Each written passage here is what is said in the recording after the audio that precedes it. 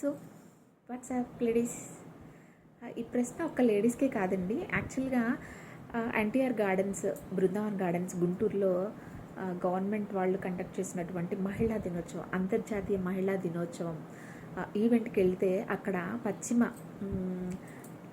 పశ్చిమ నియోజకవర్గం గుంటూరుకి చెందినటువంటి ఎమ్మెల్యే గారు గళ్ళా మాధవి గారు చాలా బాగా మాట్లాడారండి.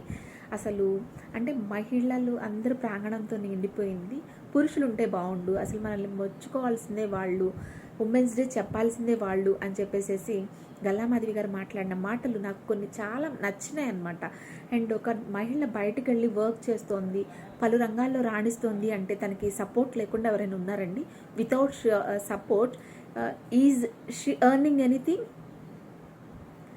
Are is she achieve anything? చెప్పండి, ఏదైనా సాధించగలదంటారా?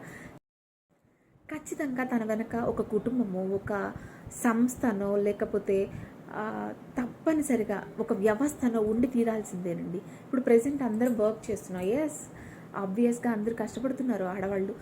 ఇప్పుడున్న రోజుల్లో ఆడవాళ్ళు కష్టపడుతున్నారని 50% of the men are also helping to them, కాదంటారా అండి? చాలామంది షేర్ చేసుకుంటున్నారు. ఈవెన్ మూవీస్లోనే మనం చూస్తున్నాం అనుకోకూడదండి, రియల్ లైఫ్లో కూడా అలా చేసేవాళ్ళు ఉన్నారు. So my wife is working, so I need to help, she needs my help అని ముందుకొచ్చే వాళ్ళు కూడా చాలామంది ఉన్నారు. సో ఫస్ట్ గడప దాటి ముందుకు వెళ్తున్నాము. ఈవెన్ చదువుకోవడానికి కానీ, వర్క్ చేసుకోవడానికి కానివ్వండి, ఇంకా ఏ పనులకైనా వెళ్తున్నామంటే మన వెనక బ్యాక్ బోన్గా our parents or our husband or our teachers or everybody, ఎవరైనా సరే ఉండొచ్చు కదా. ఉండకుండానే మనము మన యొక్క ఘనతను చెప్పుకోవడం అనేది నాకు కొంచెం గిల్ట్గా అనిపిస్తోంది. మీకు ఎవరికి అనిపించట్లేదా? ఒక ఉన్నత శిఖరాలకి అందుకుంటున్నాము, ఉన్నత అచీవ్మెంట్ తీసుకుంటున్నాము అంటే ఖచ్చితంగా మన వెనక మనకి తెలిసి తెలియక కాదు, తెలిసే, ఈవెన్ అవర్ హస్బెండ్ అవనివ్వచ్చు, అవర్ పేరెంట్స్ అవ్వనిచ్చు, ఇంకా మన ఫ్రెండ్స్ అవ్వనివ్వచ్చు, సపోర్ట్ ఎవరో ఒకళ్ళు ఉంటారు. మన కుటుంబాన్ని, మన పిల్లల్ని చూసుకోవడానికి వెనక ఉన్నారు అన్న ధైర్యంతోనే ఒక అడుగు ముందుకేస్తున్నాం. బట్ అలా ముందుకేస్తూ వెళ్తున్నాను తప్ప ఆడవాళ్ళ మీద జరిగేటువంటి అన్యాయాలని ఎదుర్కోగలుగుతోంది ఆ మహిళ. సో ఎన్ని చూస్తున్నామండి మనం.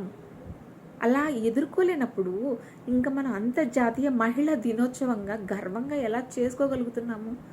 ఒక మహిళ తన మీద అత్యాచారానికి తోడ్పడేటువంటి టైంలో కొంచెంగా చిన్నపిల్లలకైతే కరాటే నేర్పిస్తున్నాం, మరి పెద్దగా ఉన్న వాళ్ళకి, అంటే I mean to say matured వయసు ఏజ్ ఉన్న వాళ్ళకి సెల్ఫ్ డిఫెన్స్, వాళ్ళని వాళ్ళు ప్రొటెక్ట్ చేసుకోవడం ఎలా అనేటువంటి ధోరణి మీద అవగాహన కలిగిస్తే అందరికీ బాగుండు అని నాకు అనిపిస్తోంది. మరి మీకు అనిపించలేదా? ఇంతకీ నేను చెప్పిన మాటలకి ఏకీభవిస్తున్నారా? సో తప్పు మాట్లాడితే క్షమించండి. మీ కూతురు, మీ అక్క, మీ చెల్లి, మీ ఫ్రెండ్ లాగా క్షమించండి నన్ను, ఓకేనా? దీనికి ఎంతమంది ఎస్ అంటారు, ఎంతమంది నో అంటారు అనేది కమెంట్ చేయండి.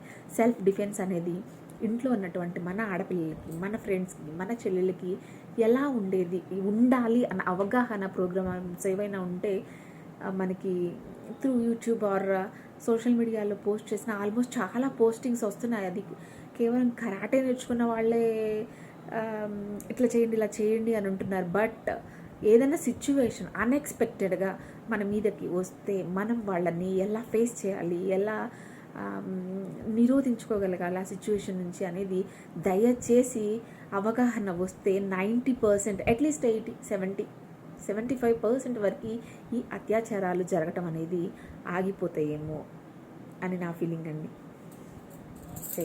జై భారత్.